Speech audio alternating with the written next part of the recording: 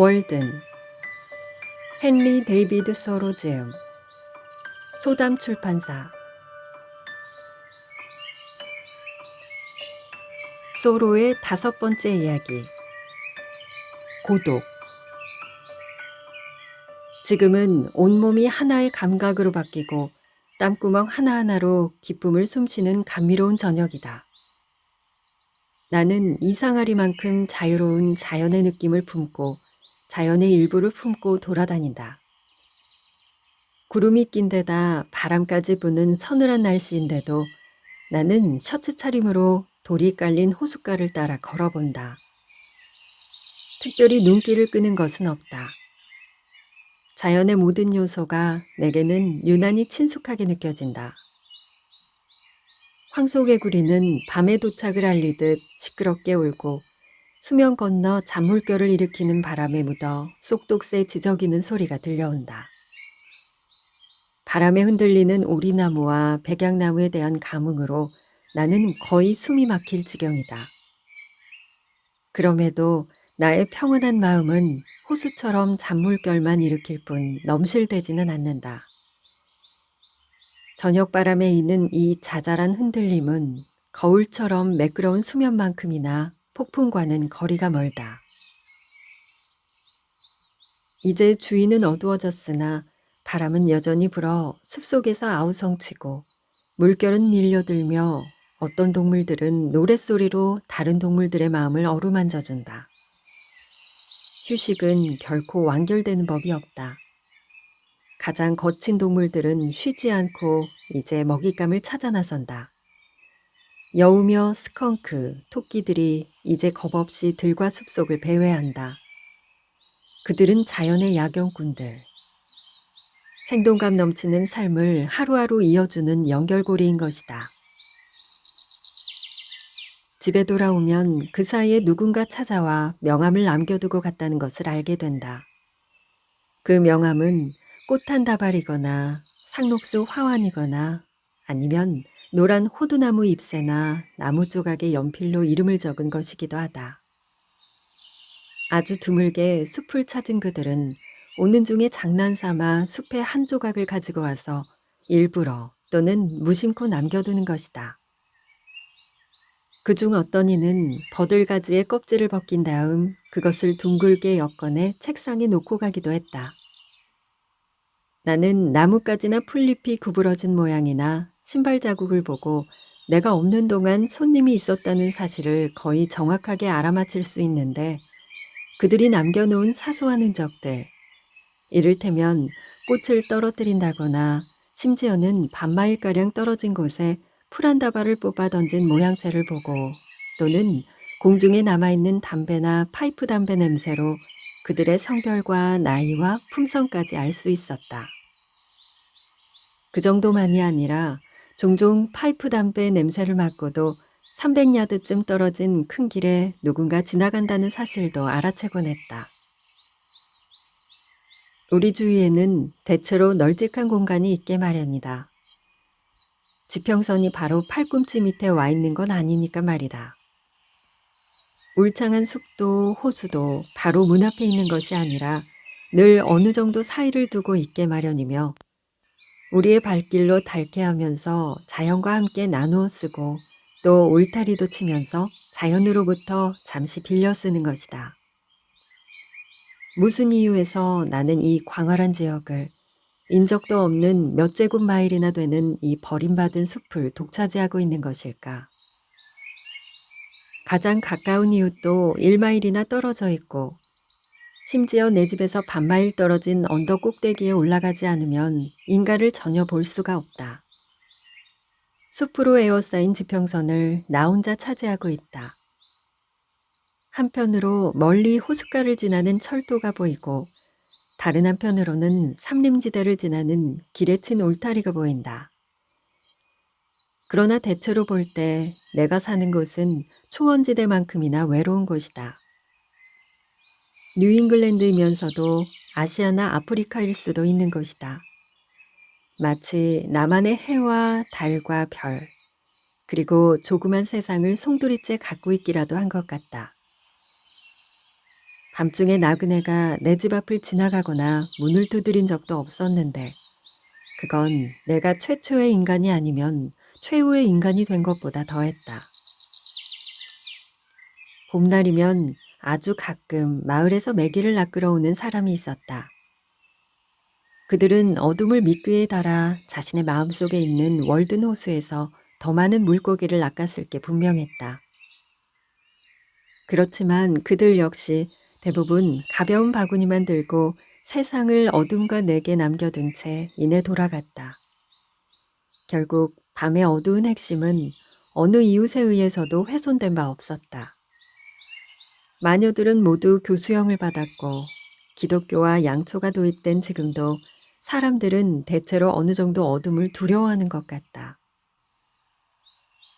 그러나 나는 종종 가장 감미롭고 다감하며 순수하고 힘을 북돋워주는 교재를 자연 속의 대상에서 찾아볼 수 있을 것 같은 느낌을 경험했는데 그건 사람을 극도로 싫어하는 가엾은 사람이나 몹시 우울한 사람의 경우도 마찬가지일 것이다.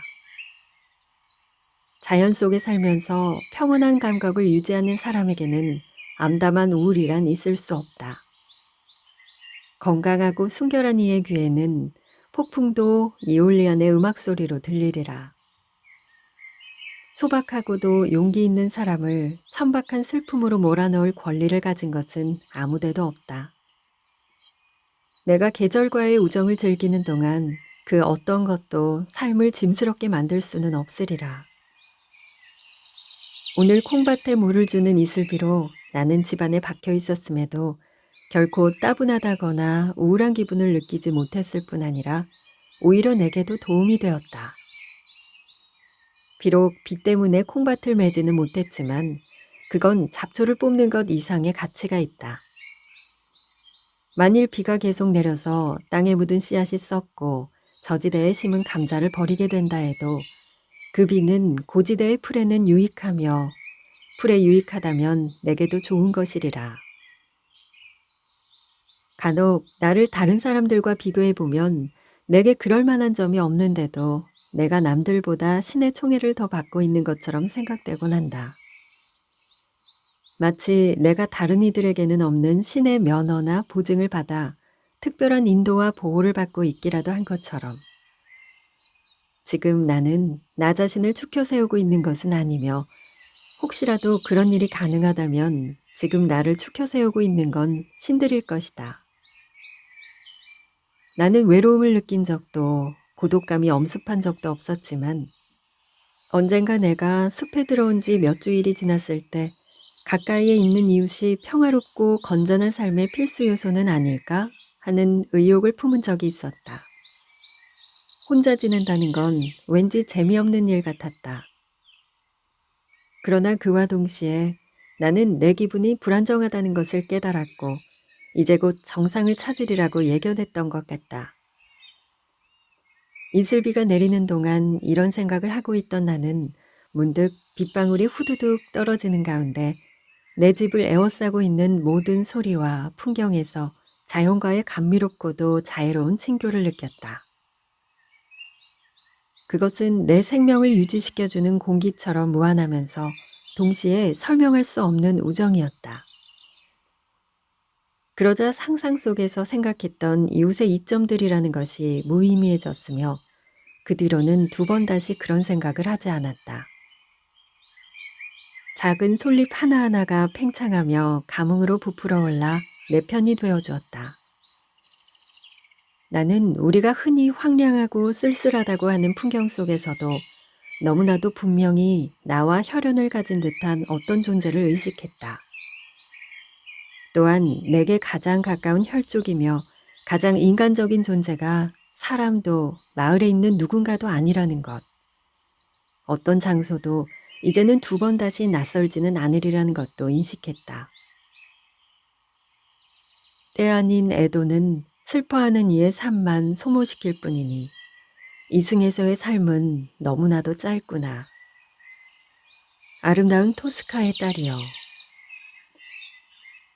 내가 가장 즐겁게 보낸 시간 중에는 봄이나 가을철 오랫동안 비바람이 몰아치던 때가 있었는데 그런 날이면 오전은 물론 오후나절에도 집안에 박혀 끊임없이 부는 바람 소리와 몰아치는 빗소리에 위안을 받았다. 이런 때는 때이른 황혼이 수많은 상념이 뿌리를 내리고 전개될 긴 밤을 예고했다. 북동풍을 타고 비가 몰아치는 동안 그래서 마을 하녀들이 범람을 막기 위해 자루걸레와 들통을 든 채 현관에 대기하고 있는 동안 나는 여느 집 현관이나 다름없는 내 조그만 집의 문 뒤편에 앉아 그 보호를 속속들이 즐기고 있었다. 뇌우가 몹시 심하던 어느 날 호수 건너편의 높은 송진소나무에 벼락이 떨어져 지팡이에 홈을 새길 때처럼 꼭대기에서 아래까지 1인치 정도의 깊이에 4, 5인치의 폭으로 아주 뚜렷하고 규칙적인 나선형 홈을 만들어 놓았다. 얼마 전 그 나무 곁을 다시 지나갔는데 8년 전 악의라곤 전혀 찾아볼 수 없던 하늘에서 떨어진 무시무시하고 불가항력적인 벼락이 만든 자국이 전보다 한층 더 뚜렷해진 것을 보고 두려움에 사로잡혔다. 사람들은 종종 내게 그곳에서 외로우시겠군요. 특히 눈이나 비가 오는 날과 밤이면 사람이 가까이 있었으면 하실 테죠. 하고 말하곤 한다. 그럴 때면 이렇게 대답해주고 싶은 충동을 느낀다. 우리가 살고 있는 이 지구라는 것도 알고 보면 우주 속의 점 하나일 뿐이요. 우리가 가진 도구로는 도무지 폭을 할 길 없는 저 별에서 가장 멀리 떨어져 있는 두 주민이 서로 얼마나 멀리 떨어져서 살고 있는 것 같소. 그러니 어째서 내가 외롭다고 느껴야 하오? 우리 행성이 은하수에 있기라도 하단 말이요. 당신이 방금 던진 질문은 내가 보기엔 그다지 중요한 질문 같지 않구려. 사람을 동료로부터 고립시킴으로써 외롭게 만드는 건 대체 어떤 공간이겠소? 나는 아무리 두 다리로 애를 써봤자 두 마음이 서로 더 가까워지는 게 아니라는 걸 알게 되었다오. 우리가 가장 가까이 살고 싶어 하는 것이 뭐겠소? 분명 많은 사람들 곁은 아닐 거요. 역이나 우체국, 술집, 공회당, 학교, 식품점, 그리고 사람들이 몰려드는 비코닐이나 파이브 포인트 같은 곳도 아닐 것이요. 그보다는 버드나무가 물가에 서서 그쪽으로 뿌리를 뻗듯이 모든 경험에서 볼 때 생명을 분출하는 영구적인 원천 가까이에 있고 싶어 할 거요. 그곳이 어디인가는 각자의 본성에 따라 다를 테지만 현명한 사람이라면 그곳에다 자신의 지하광을 팔 거요.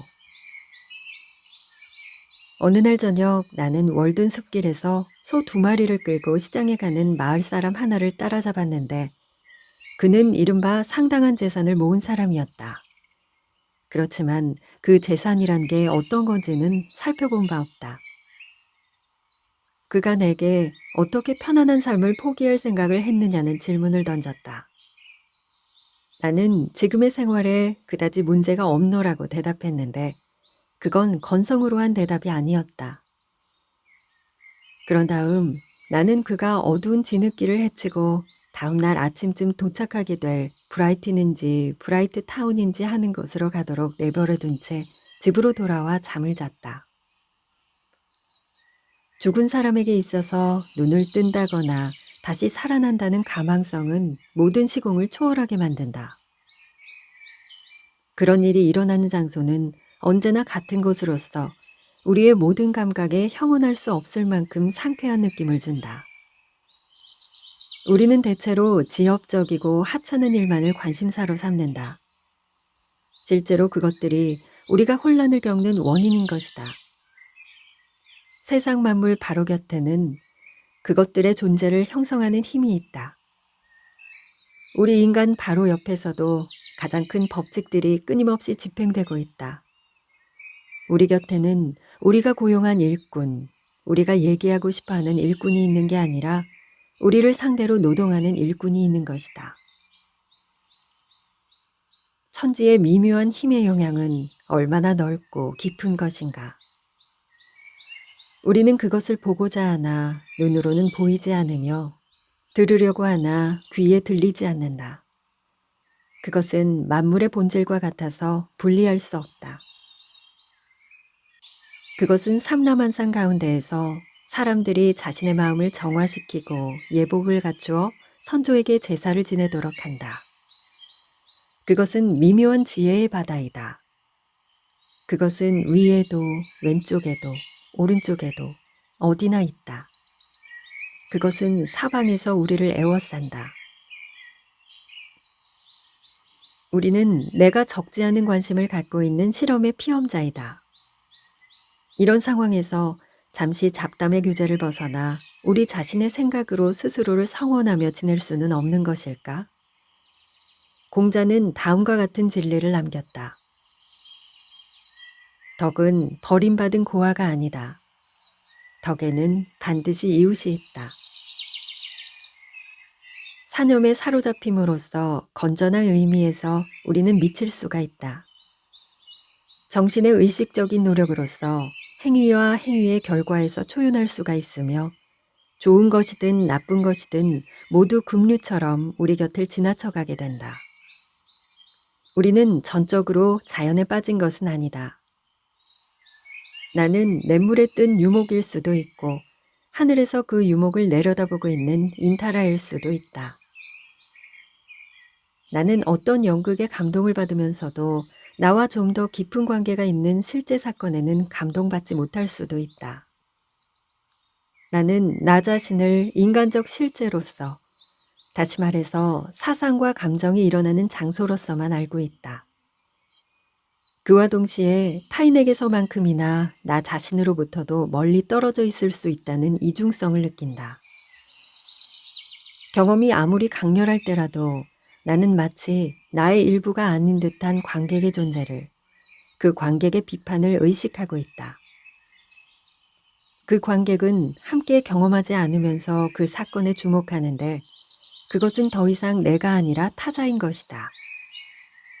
인생이라는 연극, 그것은 비극이 될 수도 있는데 그것이 끝나면 관객은 제 갈 길로 간다.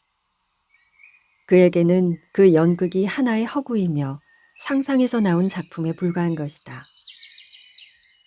이와 같은 이중성만으로도 우리는 쉽사리 형편없는 이웃이며 친구가 될 수 있다. 나는 보다 많은 시간을 혼자 지내는 일이 유익함을 알고 있다. 아무리 좋은 상대라도 함께 있으면 이내 실증이 나고 좋아하는 감정도 쉽게 마련이다. 나는 홀로 있기를 좋아한다. 고독만큼 상대하기 좋은 친구를 보지 못했다. 우리는 대부분 방에 박혀 있을 때보다 밖에 나가 사람들과 섞일 때 훨씬 더 외로움을 느낀다. 생각하거나 일하는 사람은 어디에 있든 늘 혼자 있는 것과 마찬가지다. 고독은 두 사람 사이의 거리로 측정되는 것이 아니다. 하버드 대학의 북적거리는 교실에서라도 정말로 공부에 전념하는 학생이라면 사막의 탁발승만큼이나 격리된 셈이다. 농부는 하루 종일 혼자서 들이나 숲에서 김을 매거나 나무를 베며 지내도 외로움을 느끼지 않는데 그것은 일이 있기 때문이다. 그러나 밤이 되어 집에 돌아온 농부는 방 안에 혼자 앉아 생각에 잠기지 못하고 사람들을 볼 수 있고 기분 전환을 할 만한 곳으로 가지 않을 수 없다. 그는 온종일 혼자 지낸 데 대한 보상을 해야 한다고 생각하는 것이다. 그래서 농부는 학생이 어떻게 밤이든 낮이든 집에 혼자 있으면서 권태와 우울증에 빠지지 않는 건지 의아해야 한다. 농부는 학생이 집안에 있더라도 농부가 그렇듯 자신의 밭에서 일을 하고 자신의 숲에서 나무를 베고 있는 것임을, 그리고 비록 좀 더 은결된 형태이긴 해도 역시 농부처럼 기분 전환과 교제를 원한다는 사실을 깨닫지 못한 것이다. 교제들은 대부분 지나칠 정도로 가치가 떨어져 있다. 우리는 상대방을 위해 뭐든 새로운 가치를 획득할 짬도 없이 금방 다시 만난다. 우리는 하루 세 끼를 먹듯 만나서는 상대방에게 우리 자신이라는 저 곰팡내 나는 해묵은 치즈를 새로운 맛이라고 내놓는 셈이다. 결국 우리는 이렇게 자주 만나는 일을 그런대로 참아주고 싸움을 벌이지 않기 위해 이른바 예절과 정중함이라는 일정한 규칙을 정해놓지 않을 수 없었다. 우체국에서도 만나고 친목회에서도 만나며 밤마다 난로가에서도 만나니 말이다. 지나치리만큼 근접해서 살고 있고 서로 걸리적거리고 상대방의 발에 걸려 넘어질 정도여서 그 결과 서로에 대한 존경심마저 잃고 있는 것 같다. 만나는 빈도를 줄이더라도 분명 중요하고 애정어린 의사소통을 하는데 충분할 텐데도 말이다. 여공들을 생각해보라. 그들은 꿈속에서조차 혼자 있는 법이 없다. 지금 내가 사는 곳처럼 1평방마일마다 주민이 하나씩 산다면 사정은 훨씬 나아질 것이다. 인간의 가치는 우리가 꼭 만져봐야 된다고 여기는 피부에 있는 것은 아니다. 숲에서 길을 잃고 굶주림과 피로에 지쳐 나무 밑에서 다 죽어가던 어떤 사람 얘기를 들은 적이 있다. 그런데 육체적 쇠락으로 병적인 환상에 사로잡힌 그는 그것을 실제라고 믿었는데 결국은 그 괴기스러운 환상에 의해 고독 속에서 살아남았다는 것이다. 그와 마찬가지로 육체적, 정신적 건강과 힘을 유지할 경우 우리는 앞의 경우와 비슷하면서도 더욱 정상적이고 자연스러운 교제를 통해 끊임없이 기운을 얻게 되고 자신이 결코 혼자 있는 것이 아니라는 사실을 알게 된다. 내 집에는 친구들이 잔뜩 있는데 특히 아무도 오지 않는 아침나절이면 더욱 그렇다. 내가 처한 상황을 쉽게 전달할 수 있도록 몇 가지 비유를 들어보겠다. 나는 저토록 큰 소리로 웃는 아비나 월든 호수 자체가 외롭지 않은 것과 마찬가지로 외롭지 않다. 저 외딴 호수에게 대체 무슨 친구가 있겠는가? 그럼에도 그 담청색 물빛에는 푸른 악마 대신 푸른 천사들만 있을 뿐이다. 태양 역시 혼자인데 안개가 자욱한 날에는 간혹 둘로 보이는 때도 있지만 그중 하나는 가짜 태양인 것이다. 하느님 역시 혼자이지만 악마는 혼자 있는 법이 없다. 악마는 무리를 지어 돌아다니며 그 무리는 수도 없이 많다. 초원의 한 송이 우단 현삼이나 민들레, 콩잎, 괭이밥 등의 땅벌이 외롭지 않은 것과 마찬가지로 나 역시 외롭지 않다. 방앗간옆 개울이나 풍향기, 북극성, 남풍, 4월의 소나기, 1월의 해빙, 새집에 든 첫 번째 거미가 그렇듯 나도 외롭지 않은 것이다. 눈이 펑펑 쏟아지고 숲속에서 바람이 윙윙대는 긴 겨울밤이면 이따금 예전 이곳에 정착했고 원래의 주인이었던 노인이 찾아오곤 하는데 그 노인이 월든 호수를 파서 그 밑에 돌을 깔고 주변에 소나무 숲을 조성했다고 한다. 노인은 내게 옛 시절과 새로 다가올 영원한 세월에 대해 이야기한다. 그러면 우리는 사과나 사과술 없이도 사귀는 기쁨과 즐거운 일들을 얘기하며 유쾌한 저녁 시간을 보내는 것이다. 노인은 현명하고 재미있는 친구여서 무척 내 마음에 드는데 고프나 홀리가 그랬듯이 여관에서는 자신의 모습을 드러내지 않는다.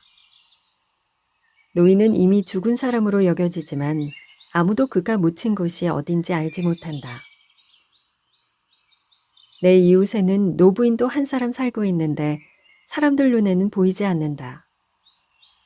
나는 종종 그녀의 향기로운 약초밭을 거닐며 약초도 캐고 그녀의 이야기에 귀를 기울이곤 한다. 그녀는 비할 데 없는 풍요의 재능을 갖춘 분으로서 신화 이전 시대까지 기억하고 있기 때문에 내게 모든 전설의 기원과 그 전설 하나하나가 어디에서 비롯된 것인지까지 얘기해 줄 수 있다. 그것은 그 일들이 그녀가 젊었을 때 있었던 것이기 때문이다. 혈색 좋고 정정하며 어느 기후, 어떤 계절에든 기쁨을 느끼는 이 부인은 자신의 모든 자녀보다도 훨씬 더 오래 살 것이다. 자연의 형언할 길 없는 순수와 은혜는 영원토록 건강과 원기를 선사해 주지 않는가. 또한 자연은 우리 인간에게 그토록 감흥하는 것이기에 만약 누구라도 정당한 이유로 슬퍼한다면 모든 자연이 그 슬픔에 영향을 받아서 태양의 밝음도 사라지고 바람은 자비로운 한숨을 내쉬고 구름은 눈물을 뿌리고 숲은 한여름에도 잎을 떨구며 애도할 것이다. 그러니 내가 어떻게 대지의 죄를 구하지 않겠는가? 나 자신이 바로 그 잎이며 식물의 부식토가 아닌가? 우리를 건강하고 평온하고 흡족하게 해줄 묘약은 어떤 것일까? 그것은 나나 그대의 중저부가 빚은 약이 아니라 우리의 증조모인 자연이 빚은 우주의, 야채의, 식물의 약으로서 자연은 그것으로 영원한 젊음을 누리고 전성기의 다른 수많은 파노인보다 오래 살며 그들의 부식한 기름기로 자신의 건강을 유지했던 것이다.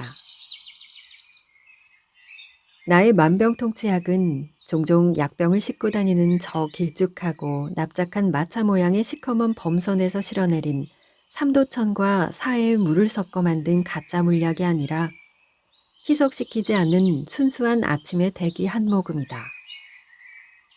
아, 아침의 대기. 만약 사람들이 하루에 샘인 이 대기를 마시지 않는다면 병 속에 담아 상점에서 팔아야 할 것이다. 이 세상의 아침 시간 예매표를 잃어버린 사람들을 위해서 말이다. 하지만 아침의 대기는 아주 서늘한 지하실에서도 정오까지 가지 못한다. 이미 그 전에 병마개를 열고 나와 오로라의 발길을 따라 서쪽으로 가버린다는 사실을 명심해야 한다. 나는 결코 약사 에스큘레이 피어스 노인의 딸이며 한 손에는 뱀을, 다른 한 손에는 그 뱀이 마시는 술잔을 든 조각상에 나오는 저 히게이아의 숭배자가 아니다. 그보다는 차라리 주노와 야생상추의 딸이며 신과 인간을 회춘시키는 힘을 가진, 그리고 주피터의 술잔을 들고 있는 저 헤베의 숭배자라 할 수 있다. 아마도 헤베야말로 이 지상에서 유일하게 완벽한 건강미를 갖춘 강한 여인으로 그녀가 가는 곳이면 어디든 봄이 열린 것이다.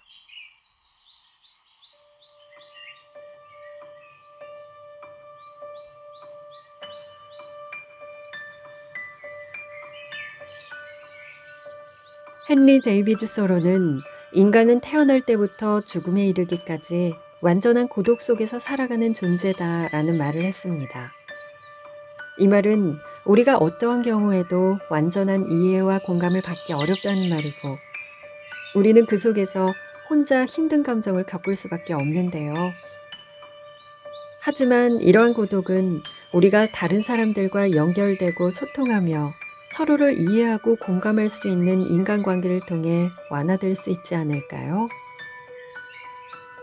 자기 내면의 소리에 집중하고 때때로 다른 사람과 나누기도 하는 풍요로운 하루 보내시길 바랍니다. 오늘도 함께 해주셔서 감사드려요. 당신의 마음이 머무는 글 속에서 당신을 기다리는 낭만 독백이었습니다.